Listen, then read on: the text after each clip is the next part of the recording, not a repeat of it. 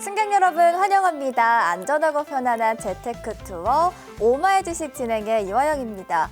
올해를 돌아보면 우리는 참 오래 그리고 빠르게 달려왔습니다. 아침마다 출근길에 서두르고 또 쌓이는 업무와 책임들 속에서 오늘도 잘 버텼다라는 말로 하루 마무리하신 분들 많아 보이는데요. 하지만 계속 달리기만 하다 보면 반드시 지치기 마련입니다. 그래서 오늘 하루만큼은 잠시 어깨 힘을 내려놓고요. 스스로에게 수고했다라는 기분 좋은 말 한마디 건네보시면 좋을 것 같네요.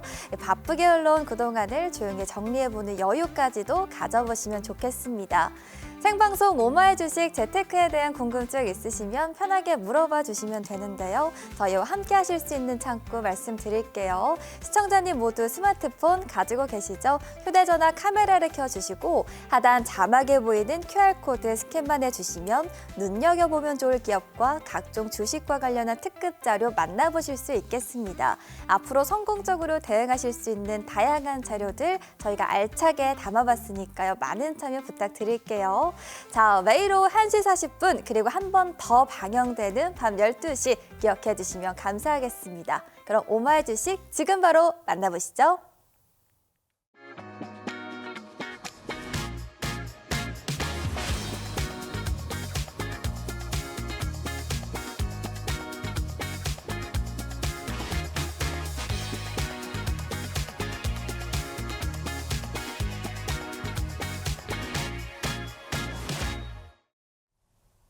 여러분 안녕하십니까? 증시 기상도에서 국내 증시 날씨 친절하게 짚어드릴 최인정입니다.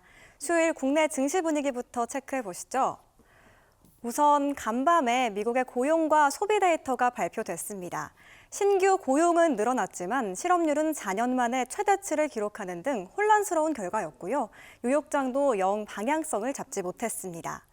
우리 장 분위기는 삼성전자와 SK하이닉스의 반등으로 코스피가 빨간불을 켜고 있고요. 코스닥은 보합권에서 움직이고 있습니다. 이렇게 시장의 변동성이 정말 큽니다. 이 변동성의 중심에 있는 키워드 만나보시죠. AI 거품론 그리고 환율로 꼽아봤는데요. 어제도 다뤄봤던 이슈이지만 중요한 만큼 지속적인 팔로우업이 필요하겠습니다. AI 거품론에 대한 소식들 먼저 짚어보시죠. 간밤 뉴욕장에서 오라클 그리고 브로드컴이 급락세의 고리를 끊어내긴 했습니다. 이 저가 매수세가 유입되면서 반등에 성공한 건데요. 다만 이렇게 매도세는 끊어냈지만 AI 상승 랠리가 다시 돌아올지는 미지수입니다. 미국 빅테크 기업들의 AI 투자를 위한 대규모 회사채 발행 문제가 아직 남아있기 때문이죠. 그래서 시장에서는 일단 안전지대를 찾아서 나서고 있는데요. 금리 인하 사이클에 힘입어서 중소형주로 자금이 일단은 분배되는 모양새입니다. 그 대안책으로 고개를 들고 있는 섹터 잠시 후에 구체적으로 짚어보기로 하고요. 두 번째 이슈 살펴보시죠. 바로 환율이었죠. 어제 원달러 환율이 1,500원을 바라보고 있다는 소식 전해드렸는데요. 원달러 환율을 상승시키는 주범부터 잡아보겠습니다. 올해 해외 투자가 사상 최대 규모에 달했습니다. 원화를 팔아서 달러를 사는 사람이 늘었고요. 원화의 가치가 하락한 겁니다. 그런데 한 증권사에서 원달러 환율의 긍정적인 전망을 내놨습니다. 내년엔 환율이 1,380원까지 내려갈 거란 예상인데요. 올해 해외 투자 규모가 국내 투자로 돌아온다면 원달러 환율도 잠잠해지고 긍정 사이클로 들어갈 것이란 분석이었습니다. 아무튼 이 부분의 해결이 어떻게 되느냐에 따라서 시장의 주도 섹터 또 시장의 칼라가 완전히 바뀔 텐데요. 오늘 김정철 관제사와 함께 미리미리 대응해 보시죠. 이어서 오늘 장에서 눈여겨볼 섹터 꼽아서 이슈도 체크해 보겠습니다. 오늘은 흔들리는 시장 분위기 속에서 이렇게 지수 하락을 방어하고 있는 섹터로 준비해 봤습니다. 먼저 소비 시즌 수혜주입니다. 사실 시장이 또 투자가 재밌는 이유가 이런 게 아닐까 싶은데요. AI 거품론 또 원달러 환율 상승이 무조건적인 악재처럼 보이지만 이를 상승의 재료로 사용하는 섹터도 있습니다. 이렇게 어떤 이슈든 양날의 검이고 그 검을 잘 활용하는 사람이 똑똑한 투자를 하는 게 아닐까 싶은데요. 일단 AI 거품론으로 시장 자금이 AI 대장주가 아닌 대한투자처를 찾고 있고요. 이 소비주도 부각되고 있습니다. 또 원화 약세로 외국인들이 한국에서 쇼핑을 열심히 하고 있죠. 여기에 일본과 중국의 사이까지 멀어지면서 이 중국 관광객들이 일본 대신 한국을 찾을 거란 기대감이 불고 있습니다. 현대백화점 차트인데요. 올해 기준으로 무려 106%나 상승했습니다. 이 4분기는 쇼핑의 시즌이기도 하죠. 남은 연말 백화점 업종에 대한 흐름 계속해서 주목해 보셔야겠습니다. 이어서 제약바이오 섹터 이슈도 체크해 보겠습니다. 일단 아시다시피 제약바이오주는 주로 코스닥에 포진이 되어 있는데요. 이렇게 코스닥 활성화 정책 기대감이 불어주면서 바이오텍의 우호적인 효과가 기대되는 상황입니다. 여기에 한 달 앞으로 다가온 JP모건 헬스케어 컨퍼런스 같은 단기적인 모멘텀도 존재합니다. 쉽게 말해서 이 컨퍼런스는요, 글로벌 제약 바이오 기업들이 미국에 모여서 자신들의 신약 혹은 임상 결과, 앞으로의 계획들을 공개하는 자리인데요. 흥미로운 건 최근 10년간의 주가 흐름을 보면 이 컨퍼런스 시작일까지 제약 바이오 섹터가 많이 오르는 경향이 있었습니다. 특히 컨퍼런스 30일 전부터 기대 수익률이 바짝 올라오는 모습이었는데요. 반면에 이 컨퍼런스가 시작한 이후에는 코스닥 시장을 밑도는 경향도 투자에 참고를 해보셔야겠습니다. 그렇다면 지금은 일단 사고 컨퍼런스가 시작되면 파는 투자 전략이 유효할지 이어서 김정철 관제사의 진단으로 알아보시죠. 지금까지 증시기상도였습니다.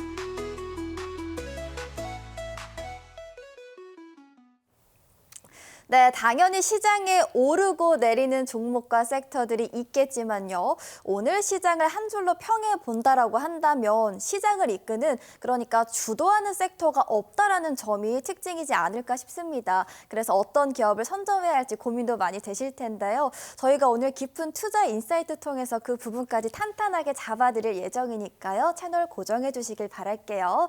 자, 저희는 가장 먼저 최인정 캐스터와 함께 증시 날씨 짚고 왔습니다. 참 종목별로 이 느낌이 너무 달라서 방향 잡기가 어렵죠. 이럴 때일수록 시장을 어떻게 바라봐야 할지, 또 어디에 초점을 맞춰야 할지 정확한 관제사의 시선이 필요합니다. 그래서 오마이 주식 김정철 관제사가 직접 난기류를 피할 수 있는 종목을 정교하게 찾아서요. 여러분의 투자 활주로에 딱 배정을 해드릴 예정입니다. 자, 오늘 방송 시청하신 분들만 관제사픽 최적 항로 종목을 얻어가실 수가 있겠는데요. 화면에 나가는 QR코드 통해서 확인이 가능하겠고요. 이 정보 어떻게 받아볼 수 있는지 바로 안내해 드릴게요. 화면 하단에 QR코드 나가고 있습니다. 시청자님 모두 스마트폰 가지고 계시죠? 휴대전화 카메라를 켜시고 아래쪽에 보이는 QR코드 스캔만 하시면 공략할 수 있는 최적 항로 종목이 바로 제공됩니다. 투자자분들께 도움이 되고자 저희가 알차게 준비해봤고요. 이렇게 깊은 투자 인사이트 그리고 가치 투자의 기술까지 배워서 성공 투자를 위한 포트폴리오 든든하게 만들어보시면 좋겠습니다.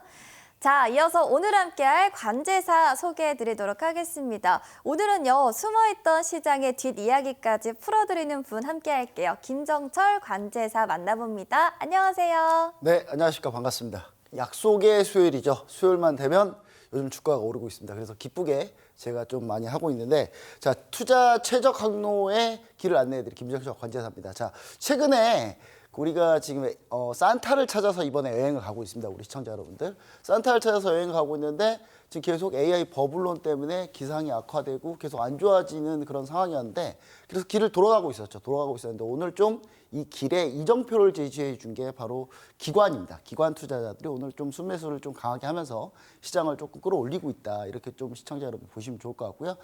최근에 이 환율 여건 때문에 기관 자체가 수급 상황이 그렇게 좋지는 않습니다. 그러니까 외국인 투자자들이 접근하기는 힘든 그런 시장이 된 거죠. 그러니까 어느 한 종목이나 어느 한 섹터를 이제 투자하려면은 시장 수익률보다, 그러니까 환율에서 손해 보는 것보다 훨씬 더 높은 수익률을 기대하지 외국인 투자자들은 들어오는데, 사실 그런 외국인 투자자들이 그런 종목을 찾기가 좀 쉽지는 않은 상황이다. 다만 기관 투자자들은 그런 종목을 찾을 때 조금 더 쉬운 상황이기 때문에 최근에 제한적 수급, 그러니까 기관만 최근에 좀 적극적으로 매수하는 이런 수급 상황에서 시장이 순환매되고 있다. 그러니까 반도체에서 갑자기 다시 소비재로 옮긴 다음에 소비재에서 다시 반도체로 옮겨가는 그런 상황입니다. 그래서 우리 시청자 여러분들이 당분간은 약간의 좀 청개구리 같은 투자, 그러니까 반도체가 올라올 때는 소비재를 천천히 좀 순매수하시고 그 다음에 반도체가 이제 꺾일 시점 그때 소비재를 좀 비중을 줄인 다음에 반도체를 좀 갈아타는 그런 전략을 좀 보시면은 사실 투자에는 그렇게 어렵지 않은 그런 시장이 아닐까 그렇게 좀 생각을 해보고 있습니다. 네, 약속의 수요일이다라고 표현을 해주셨는데요. 맞습니다. 어제는 시장에 너무 많이 밀려서 마음이 편치 못하셨죠. 그런데 오늘은 반등하는 움직임이 나와줘서 기분이 좋기도 한데요. 자, 약속의 수요일 오늘도 기분 좋은 전략과 함께 하도록 하겠습니다. 자, 정말 시원시원하게 참 올라줬으면 좋겠는데요. 제 마음과 정말 다르게 갑니다. 주춤주춤 가죠. AI 거품론과 달러원 환율이 자꾸만 발목을 잡고 있어요. 기다림의 시간이 굉장히 길어지고 있습니다. 자, 시장 어떻게 보는 게 좋을까요? 이게 분위기 온도차가 상당히 좀 다릅니다. 10월만 돼도 우리가 와 이러다가 5천 가는 거 아니야. 그러다가 11월 되니까 야 이거 3,500만 좀 버티면 좋겠는데 이런 생각이었는데 다시 12월에 이제 돌아 나오니까 진짜 산타를 만날 수 있겠구나 이런 생각을 하셨겠지만 사실 시장은 이 변동성이 확대했다가 지금 약간 축소하고 있는 그런 분위기고요. 그리고 이제 전체적으로 또 어떤 부분을 생각하셔야 되냐면 12월에서 지금 단 한 번도 12월에 좀 시원하게 오른 날은 없습니다. 근데 하지만 좀 악재들이 좀 거쳐가는 버블론 같은 경우 좀 시간을 좀 확인해야 되는데 우리 시청자분들이 시간을 좀 지나면서 확인하는 그런 그런 방법들을 좀 찾으셔야 될 것 같습니다. 그래서 최근에 나왔던 AI 버블론이 도대체 어떤 건지를 좀 자세히 한번 좀 봐볼게요. 자, 보시면은 오라클이 지난주에 이제 실적 발표를 했는데 실적 발표 한 것 때문에 사실 실적 발표에서 좀 실적이 그렇게 좋게 나오진 않았습니다. 나쁘게 나온 건 아니에요. 근데 다만 아주 좋게 나온 건 아닌데 오라클은 도대체 뭐가 문제였냐? 돈이 문제였습니다. 돈이. 그러니까 돈이 지금 없는 거 아니야, 오라클이 돈이. 근데 오라클이 뭐 하는 회사인지. 그러니까 오라클은 미국에 있는 데이터 센터 하는 클라우드 인프라를 구축하는 그런 회사입니다. 그러니까 인프라를 구축하려면 고객들은 밀려 들어오는데 그럼 계속 인프라를 깔아놔야 되겠죠? 근데 깔아놔야 되는데 지금 고객들이 들어와서 버는 돈보다 인프라에 투자한 돈이 지금 더 많은 거예요. 자, 보시면은 클라우드 인프라 매출 추이입니다. 오라클의 클라우드 인프라 매출 추이인데 최근에 급격하게 올라가고 있습니다. 매출은 잘 나오고 있어요. 잘 나오고 있는데 문제는 뭐다? 자, 캐펙스는 계속 캐펙스라면 데이터 센터의 전체 캐파라고 해야 되겠죠? 전체 용량이라고 좀 보시면 좋을 것 같은데 이게 이제 성장률까지 보시면은 성장률은 지금 점점 떨어지고 있고 캐펙스는 지금 올려야 되는 상황입니다. 그러면 투자를 많이 해야 되는 상황이죠. 그러니까 돈이 없는 겁니다. 그러니까 버는 돈보다 지금 투자한 돈이 더 많아요. 그럼 오라클 같은 경우는 어떻게 하면 해결이 되느냐? 더 투자를 안 하면 돼요. 더 투자를 안 해도 돈을 법니다. 근데 왜 더 투자하느냐? 여기서 주도권을 뺏기고 싶지 않은 거죠. 그것 때문에 오라클 같은 경우는 현재 문제가 생겼다. 이렇게 보시면 좋을 것 같고요. 자, 그럼 이제 오라클의 정확하게 뭐가 문제인지 좀 보시면은 오라클의 잉여 현금 흐름입니다. 그러니까 돈이 지금 얼마나 있느냐 보시면은 현재 2025년 4분기에 적자입니다. 예, 돈이 없어요, 지금. 그리고 2026년 1분기에는 더 없어질 거고 2026년 2분기는 더 많이 없을 거예요. 그렇기 때문에 시장이 좀 우려를 했다라고 하는데 사실 이렇게 보시면 좋을 것 같아요, 시청자 여러분들. 오라클이 더 안 하면 돼요. 안 하면 되는데 안 하기에는 자기들이 경쟁에서 밀릴까 봐 더 해야 되는 상황인 거죠. 자, 그리고 주요 클라우드 인프라 사업자들의 부채 비율을 좀 보면 이 부분이 조금 집중했던 것 같은데 아마존이나 마이크로소프트, 메타, 알파벳에 비해서 오라클이 좀 부채 비율이 좀 높습니다. 높은데 여기서 이제 중요한 거는 이 부채도 이자를 내는 부채가 있고 이자를 내지 않는 부채가 있습니다. 그게 뭐냐면 수주를 받으면 이자를 안 내는 부채거든요. 수주를 받아서 돈을 받으면 그게 일을 하지 않으면 그게 이익으로 잡히지 않습니다. 일단 부채로 잡혀요. 그렇기 때문에 그런 부분들까지 좀 감안한다 하더라도 그래도 오라클은 좀 높은 거 아니야? 이렇게 생각할 수 있습니다. 그래서 이 부분 때문에 사실은 이제 좀 시장에 우려가 있다. 근데 여기서 한 가지 포인트는 뭐냐면 그 오라클을 빼고는 나머지는 괜찮네요. 그렇죠? 우리 시청자 여러분들. 오라클을 제외하면 나머지 아마존, 마이크로소프트, 메타, 알파벳은 다 괜찮은 흐름입니다. 그래서 시장의 우려가 약간 좀 과도했다, 과민하게 반응했다라고 좀 보시면 좋을 것 같고요. 자, 그다음. 자, 브로드컴입니다. 자, 브로드컴이 오라클 실적 발표하고 그 다음날 발표했는데 브로드컴은 실적은 매우 잘 나왔어요. 매우 잘 나왔는데 문제는 뭐였냐? 이게 오너는 아니고요. 오너는 아니고 이게 잘못 나온 것 같아요. 예. CEO입니다. CEO인데 CEO 리스크, CEO 분께서 브로드컴의 CEO가 이제 호크탄이신데 이분도 이제 아시아계 분이십니다. 요즘 아시아계 분들이 이제 미국 빅테크에 많이 계시는데 자 문제는 이 호크탄 이분이 자 IR을 할 때 좀 굳이 하지 않아도 될 말을 좀 많이 했어요. 지금 보시면은 브로드컴 같은 경우는 주로 무슨 일을 하느냐 AI 반도체의 맞춤형 시스템 반도체, ASIC 반도체죠. 그리고 팹리스하고 TPU, 우리가 구글 TPU를 사실 여기서 구글이랑 같이 설계했어요. 그렇기 때문에 여기서 이제 맞춤형 반도체를 주로 하고 있고 거기에 이제 소프트웨어를 같이 하고 있는데 이제 이분이 뭐라고 하셨냐면 향후 6분기 동안 730억 달러 주문이 적체돼 있다. 그게 좋은 말일 수도 있습니다. 왜냐하면 향후 지금 730억 달러 정도가 이미 수주가 있다. 근데 적체돼 있다. 이거 쌓여 있다 지금. 자 이것이 근데 우리가 여기서 더 받기는 힘들다. 라는 얘기인 거죠. 그리고 이게 리드 타임이 그럼 6개월에서 1년으로 연장되는 거 아니냐라는 우려. 그 다음에 두 번째는 AI 매출이 소프트웨어보다 총 마진이 더 작다. 그러니까 AI 쪽에서 AI 반도체를 통해서 얻는 그런 돈들이 그런 수익들이 지금 소프트웨어 파는 것보다는 마진이 더 작다라고 하는데 그거 당연한 거 아닙니까? 근데 소프트웨어 파는데 소프트웨어가 당연히 마진이 높죠. 마진이 높은데 AI 반도체도 마진이 높았어야 되는데 마진이 높지도 않다 그렇게. 이런 부분 때문에 이제 수익성의 우려가 있는 거 아니냐라는 이제 얘기들이 계속 나오고 있습니다. 그래서 우리 시청자 여러분들께서는 이게 그렇게 큰 우려인가라고 생각해 봤을 때는 어떻게 딱 결론을 내시면 좋을 것 같냐면요. 건전한 우려이다. 예. 사실 제일 우려스러울 때는 언제냐면요. 아무도 이런 얘기를 안 할 때예요. 아무도 이런 얘기 안 할 때. 이런 얘기가 나오면 그냥 무조건 좋아. 야 AI 무조건 되는 거지. AI 무조건 가는 거야. 이런 얘기 할 때가 가장 위험할 때입니다. 이럴 때는 아주 건전할 때다. 라고 좀 보시면은 우리 시청자 여러분들이 좀 이해하기 좀 편하시다. 다만 이런 우려들을 시장에서 그래도 어느 정도 좀 녹이고 가야지 시장에서 좀 그래도 변동성을 좀 줄여주는 역할을 하기 때문에 이런 부분들을 좀 시청자 여러분들이 감안하시고 좀 투자하신다면 투자 여행에서 상당히 빠른 목적지에 도달하지 않을까 이렇게 좀 생각하고 있습니다. 자, 그 다음에 이제 제가 또 준비한 내용을 한번 볼까요? 자, 환율인데요. 환율 같은 경우는 여러분 이렇게 생각하셔야 될 것 같습니다. 이제 우리나라 같은 경우는 환율을 지금 기준금리 동결했죠? 동결한 상태입니다. 동결한 상태고 미국은 반면에 기준금리 내렸습니다.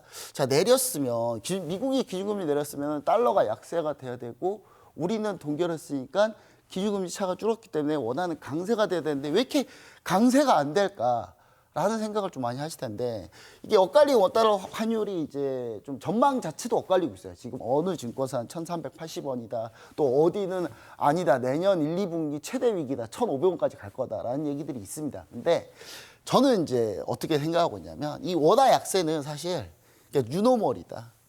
그냥 원화 약세가 그냥 기준이다. 라고 생각하시는 게 여러분이 투자할 때 좀 편합니다.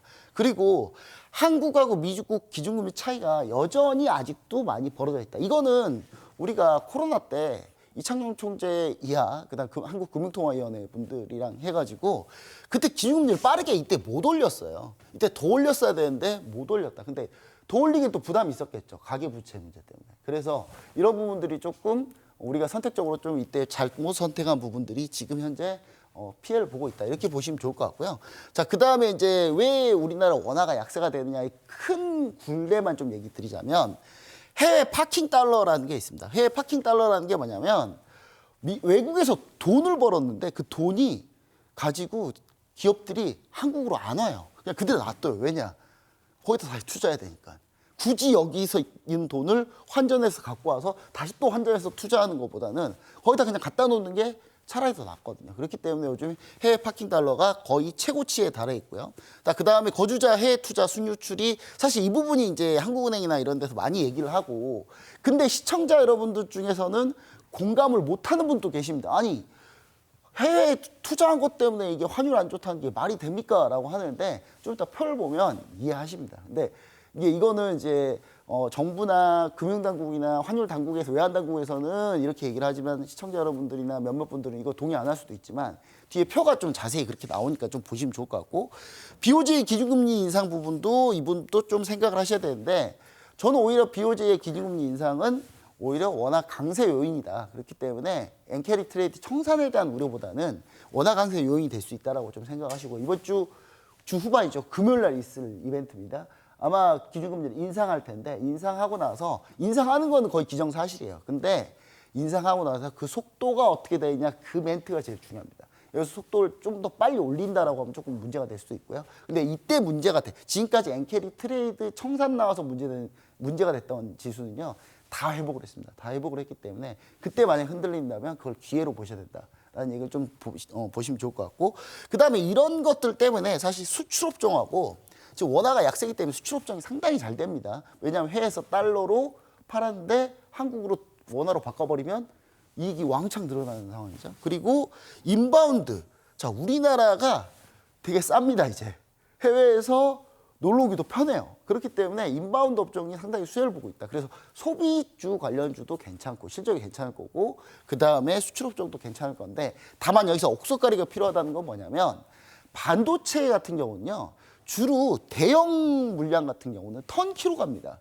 턴키로 고정 가격으로 가요. 지금 현재 여러분들 노트북이나 뭐 스마트폰 그다음에 컴퓨터 PC를 사려고 하면 가격이 거의 30% 뛰어 있습니다. 왜냐? 지금 반도체 가격이 비싸거든요. 근데 보통 이 반도체를 도매로 취급하는 곳들은 이걸 고정 가격으로 받기 때문에 사실 아직까지 반영이 많이 안 돼 있죠. 근데 지금 반도체 현물 가격이 급격하게 올라가고 있어요. 그렇기 때문에 고정 가격도 점점 올라가고 있거든요. 그렇기 때문에 이 부분들도 우리가 좀 감안해서 보시면은 좀 내년 초에 어떻게 우리가 투자해야 될지 좀 보일 것 같다. 이렇게 얘기를 드리고요. 그 다음에 요겁니다. 우리 시청자 여러분들이 좀 동의 안 하실까 봐 제가 2025년치를 전체를 다 갖고 와봤는데 자, 이게 달러원이에요. 달러원이 이제 정확히 $1지만 달러원이라고 표시해야지 1달러당 얼마겠죠? 자, 그러면 이제 이게 올라가면 올라갈수록 원화가 약세가 되는 거고요. 자, 거주자 해외 주식 순투자가 이 하늘색 그래프인데 똑같이 움직입니다. 그렇죠? 네, 똑같이 지금 내내 지금 1년치 넘게 지금 보시면 아시겠지만 똑같이 움직여요. 이 말은 무슨 말이다? 자국민들, 우리나라 국민들이 해외 투자하는 게 좀 많기 때문에 그거에 똑같이 현재 지금 움직이기 때문에 이 부분이 좀 우리가 좀 개선이 된다면 환율은 바뀔 수도 있다. 이런 얘기를 다시 한번 드리도록 하겠습니다.